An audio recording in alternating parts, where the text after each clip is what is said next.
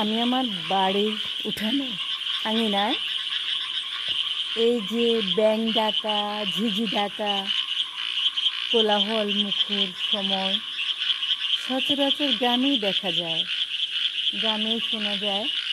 শহরে ব্যাঙ ঝিঝি সচরাচর চোখে পড়ে না। একটু আগেই এক পশলা বৃষ্টি হয়ে গেল, সারাদিনই ঝিঝি ঝিরি ঝিরি বৃষ্টি ছিল। এই সময় বাইরে এসে এই কোলাহল মুখর সময়ে রবীন্দ্রনাথের একটা কবিতা পড়লে কেমন হয় সেটাই ভাবছিলাম।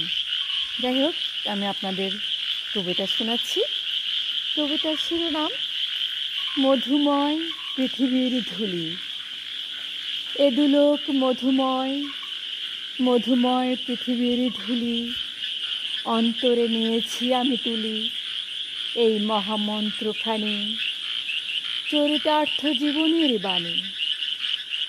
দিনে দিনে পেয়েছিল সত্যের যা কিছু উপহার, মধুরসে ক্ষয় নাই তার।